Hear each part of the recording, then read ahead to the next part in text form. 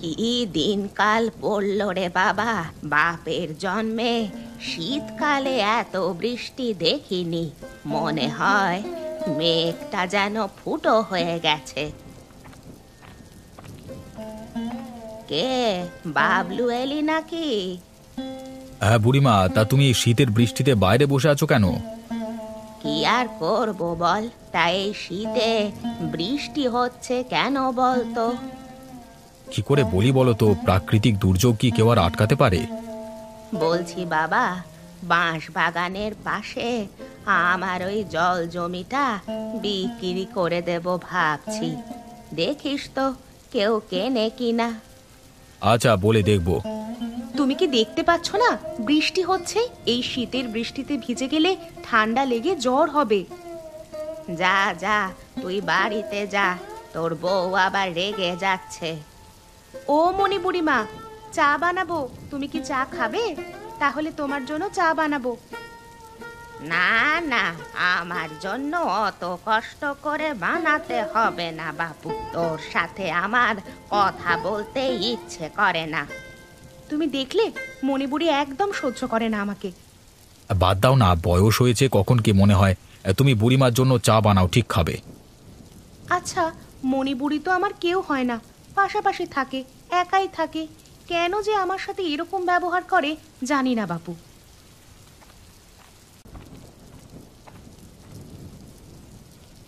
কি অবস্থা! বৃষ্টির জোরে এবছর আর ধানই ফলবে না, সব চারা গাছ পচে যাবে। কি করে সারা বছর চলবে জানি না, বউ বাচ্চাকে কি খেতে দেব? আরে টোটন দা যে, তা এখানে এই বৃষ্টিতে কি করছো? ধান ক্ষেতের অবস্থা দেখো বাবলু, এবছর একটা ধানও ফলবে না। ফসল উঠবার মুখে ধান গাছ যদি জলে ডুবে যায় কি হবে? গ্রামে এবছর খাবারের হাহাকার পড়ে যাবে। শীতকালে এত বৃষ্টি আমি আমার জীবনে দেখিনি গো। তা তুমি কোথায় চললে এই বৃষ্টিতে? বাড়িতে কিছু বাজার নেই, ভাবলাম একটু বাজার করে নিয়ে আসি। যাবার পথে তোমাকে দেখলাম, তাই দাঁড়িয়ে গেলাম। তাহলে চলো, আমিও তোমার সাথে বাজারে যাই, আমারও কিছু কেনাকাটা আছে।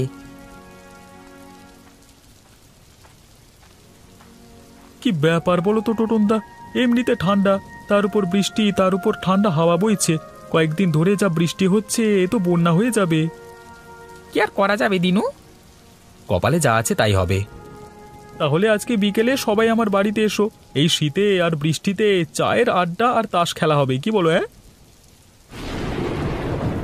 আমাদের গ্রাম এখন বিপদের মুখে। নদীর পাড় ভেঙে গেলেই বন্যা, প্রাণ হারাতে পারে অনেকেই, কিন্তু এই বৃষ্টিতে বাঁধ মেরামত করা সম্ভব নয়। আরে মণিপুরি যে কোথায় যাবে জাল নিয়ে? এই বৃষ্টিতে নদীতে একটু জাল টানতে এসেছি। বৃষ্টিতে যদি কিছু নদীর মাছ পাওয়া যায় তাহলে আলু টমেটো দিয়ে গায়ে গায়ে কষে মাছের ঝাল দিয়ে এই ঠান্ডায় বেশ আরাম করে ভাত খাবো। সত্যি মণিপুরি, তোমার মাছ খাওয়ার শখকে স্যালুট জানাই।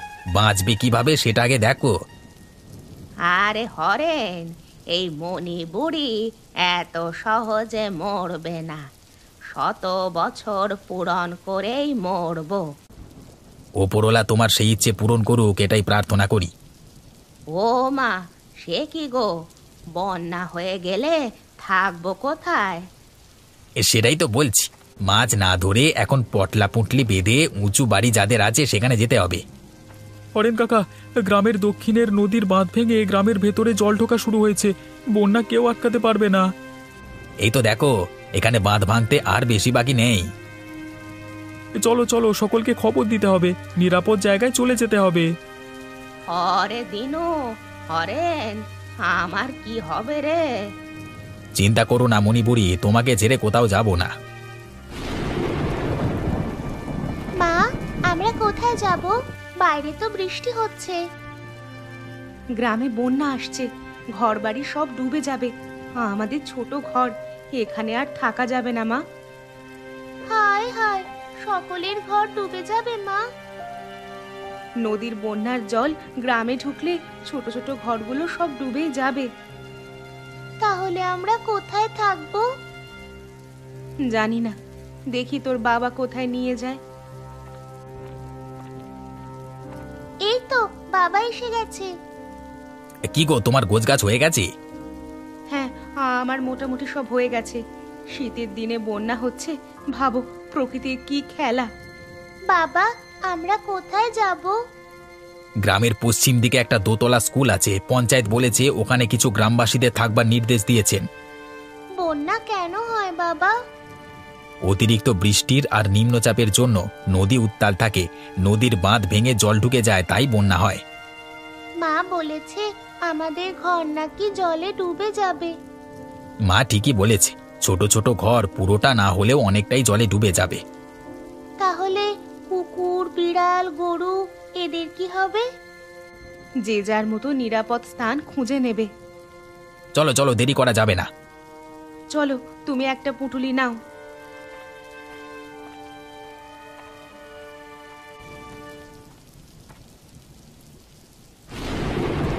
বাবা, ঠান্ডা লাগছে।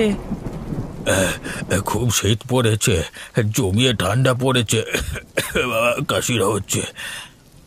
শীতের সময় বৃষ্টি আমি কোনোদিন দেখিনি বাবা।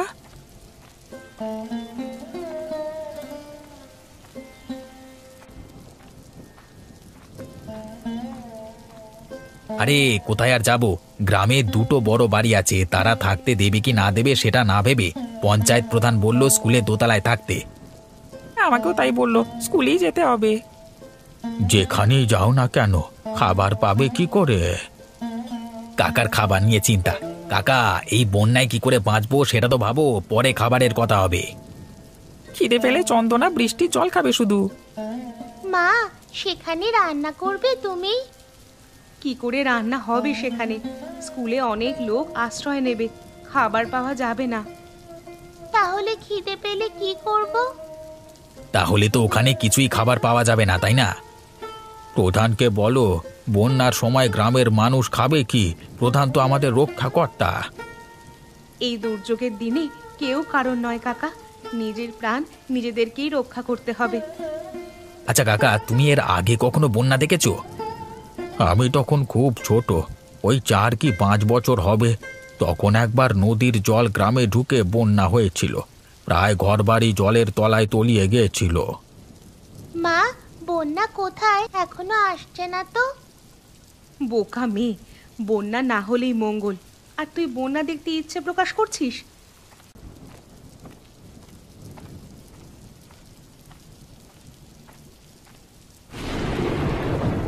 হায় হায় হায়, নদীর বাঁধ ভেঙে গ্রামে জল ঢুকে পড়েছে, বন্যা অনিবার্য।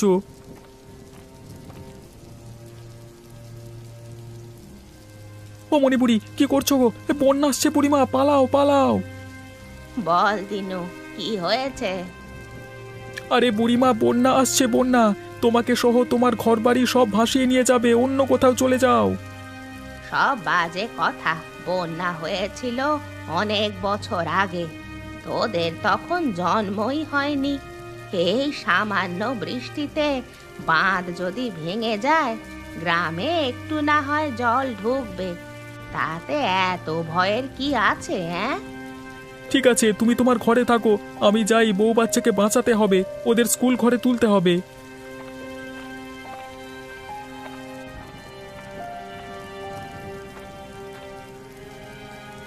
সত্যি কি তাহলে বন্যা আসবে? সকলের ঘর বাড়ি যদি ডুবে যায় কি হবে তখন? রান্নাটা তাড়াতাড়ি করে নি, তারপর যা হবার হবে দেখা যাবে। ও, যা ঠান্ডা পড়েছে, তার ওপর বৃষ্টির বিরাম নেই। সবাই বলছে বন্যা হবে। হোক তো, আমার কি, আমি একা মানুষ, বন্যার জলে ভেসে ভেসে চলে যাব।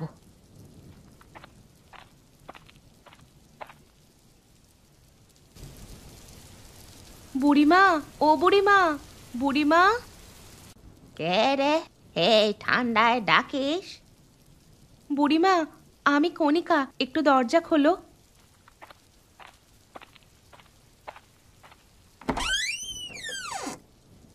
কি হয়েছে টাকি তোর? তোমার নাতি এখনো ফেরেনি, বাইরে খুব বৃষ্টি হচ্ছে, নদীর বাঁধ পুরো ভেঙে গেছে, বন্যার জল ঢুকতে শুরু করেছে। আরে, এত উতলা হওয়ার কিছুই নেই, বাবলু তো আর ছোট বাচ্চা নয় যে তাকে ভাসিয়ে নিয়ে চলে যাবে। আমার খুব ভয় করছে। এই দুর্যোগের দিনে ওকে বেরোতে বারণ করেছিলাম। আমার বড্ড চিন্তা হচ্ছে। তুই ঘরে যা, বাবলু ঠিক চলে আসবে।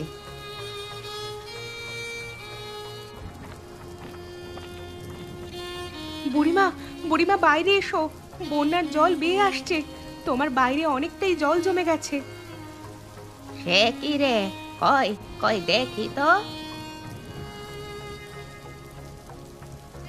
আরে আরে তাই তো, নদীর বাঁধ ভেঙে জল তো একেবারে পুরো গ্রামে ঢুকে পড়েছে। আমার খুব ভয় করছে বুড়িমা, লোকটা এখনো এলো না। আরে এত চিন্তা করিস না, বাবলু ঠিক চলে আসবে। আরে ওই দেখ, বলতে বলতে চলে এসেছে।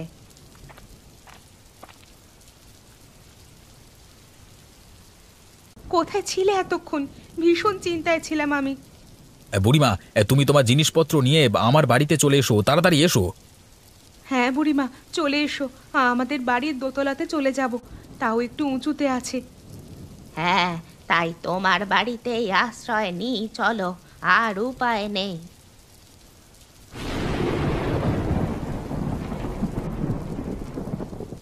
কি অবস্থা, কত জল জমে গেছে।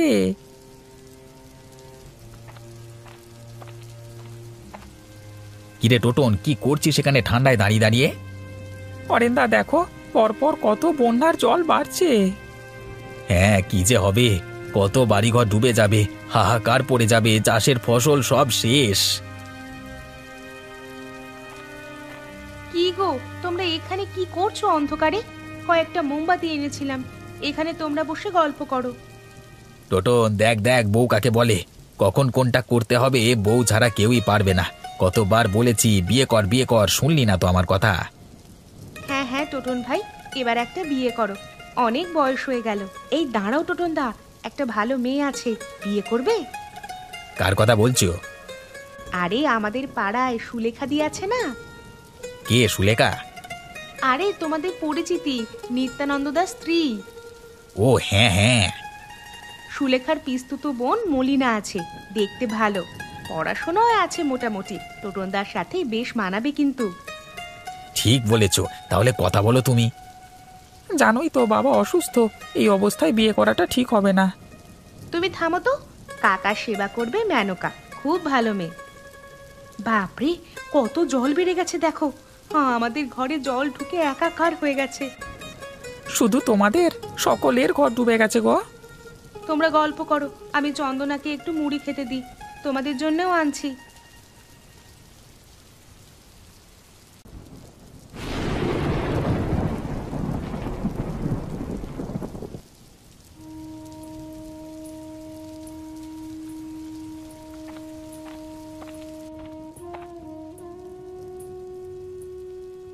আমার বাড়িটা পুরো জলের তলায়, সব জিনিসপত্র একেবারে জলে ডুবে গেছে রে কণিকা, মনটা ভালো নেই। কি আর করবে বলো, প্রাকৃতিক দুর্যোগের কাছে কারোর হাত নেই। অত কিছু না ভেবে রাত্রে রুটি বানাবো, খেয়ে সারা রাত বন্যা দেখো, লেপ কম্বল গায়ে দিয়ে। শেষমেশ তোর হাতে খাবার খেতেই হচ্ছে। আমার উপর তোমার এত রাগ কেন? এখনো পর্যন্ত নাতি নাতনির মুখটাই দেখলাম না, রাগ হবে না? হবে হবে, অপেক্ষা করো। কি খবর বুড়িমা, কিরকম বন্যা উপভোগ করছো? আর উপভোগ, পুরো ঘরটাই ডুবে গেছে, দেখেছিস? আমাদের একতলা প্রায় ডুবে গেছে, সিঁড়ির ওপর পর্যন্ত জল। গ্রামের কত ছোট ছোট বাচ্চা ছেলেমেয়েরা যে কিভাবে আছে। বেশিরভাগজন স্কুলেই আশ্রয় নিয়েছে। গল্প করো, আমি আঁচটা জ্বালিয়ে রুটি আলু ভাজা বানিয়ে নিই।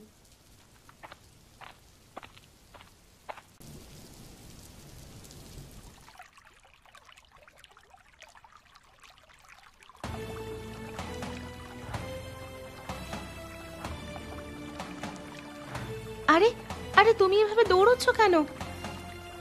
কে একটা বাচ্চা বন্যার জলে ভেসে ভেসে আসছে, তাকে বাঁচাতে হবে। কি বলছো তুমি?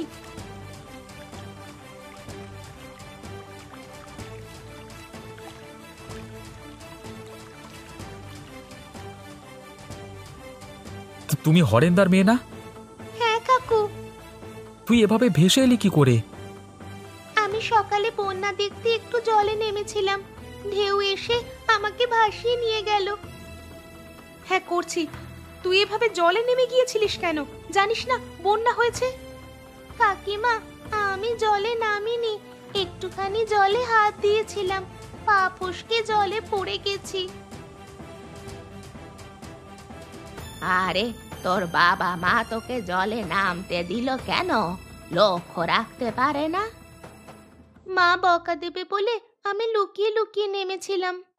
এটা তুই একদম ঠিক করিসনি। বন্যার কত জল দেখতে পাস না? পুরো ঘর বাড়ি ডুবে গেছে। কাকু না থাকলে কি হতো বলতো? কিন্তু কণিকা, হরেন্দার মেয়ে যে আমাদের কাছে আছে ওরা জানবে কি করে? ওরা তো খুব চিন্তা করবে। চন্দনা সুস্থ, এটাই যথেষ্ট। পরে দেখা যাবে। চন্দনা, চন্দনা, তুই কোথায় আছিস? তোকে যে দেখতে পাচ্ছি না।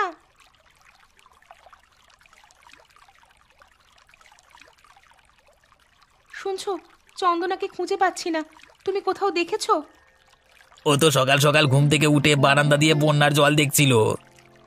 কিছুক্ষণ আগেও তো এখানেই ছিল। কোথাও দেখতে পাচ্ছি না। তুমি একটু দেখো না গো। চন্দনা, এই চন্দনা, তুমি কোথায়? এই চন্দনা, তুই কোথায়? তোকে দেখতে পাচ্ছি না কেন? হরেন্দা, তোমার মেয়েকে তো কোথাও দেখতে পেলাম না। সিঁড়ি দিয়ে নেমে আবার জলে নেমে যায়নি তো? চন্দনা, এই চন্দনা। এই চন্দনা যদি জলেও নামে তাহলে কিন্তু সাঁতার জানে, সাঁতার কেটে আবার ফিরে আসতে পারতো। তাছাড়া এই ঠান্ডায় জলে নামবার সাহস পাবে না। সাঁতার জানলেও হরেন্দা, জলের স্রোত আছে ভালোই, স্রোতের টানে এদিক সেদিক চলে যাওয়ার সম্ভাবনা থাকে। স্রোতটা কিন্তু এই দিকেই যাচ্ছে, দেখ। চল তো ওই দিকটা একটু গিয়ে দেখি। একে তো কনকনে শীত, তার উপর এক গলা জলে থাকা। চলো চলো ওই দিকটা দেখি।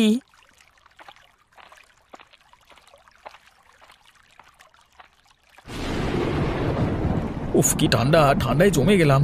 স্কুলে নিশ্চয়ই এতক্ষণে হরেন্দার মেয়েকে খুঁজে না পেয়ে হই হই পড়ে গেছে।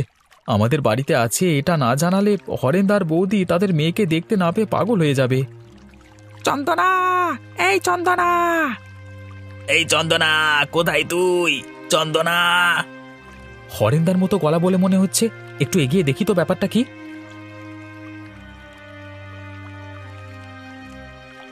হরেন্দা, ওই দেখো চন্দনার চাদর। হ্যাঁ, এটা তো আমার মেয়ের চাদর। তাহলে চন্দনা এইদিকে এসেছে স্রোতের টানে। সেটাই হবে, কোনো সন্দেহ নেই। আমি সকালে এই চাদরটা চন্দনার গায়ে দেখেছিলাম।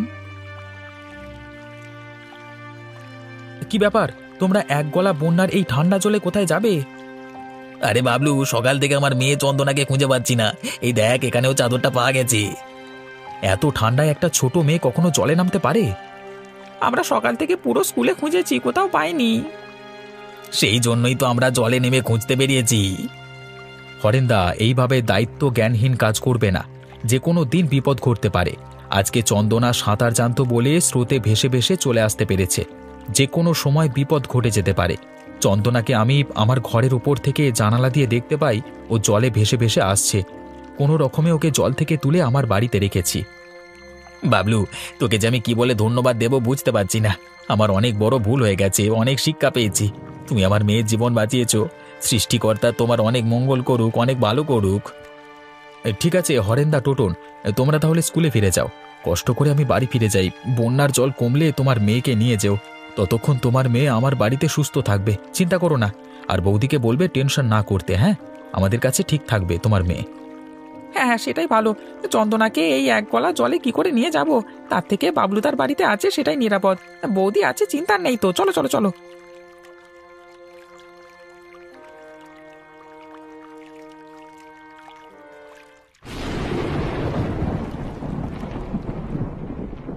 কি করছিস? বুড়িমা, আমি বন্যার জল দেখছি। কত ঘরবাড়ি ডুবে গেছে, কত কিছু ভেসে গেছে, সব নষ্ট হয়ে গেছে। বন্যা হলে তো এরকমই হয়, কি আর করা যাবে। কি ব্যাপার, তোমাদের কি কারোর খিদে পাচ্ছে না? চলো সবাই খেয়ে নেবে, চলো। কাকিমা, আমার খিদে পাচ্ছে না। আমার খুব মায়ের কথা মনে পড়ছে। বন্যার জল না কমলে কি করে বাড়ি যাবি?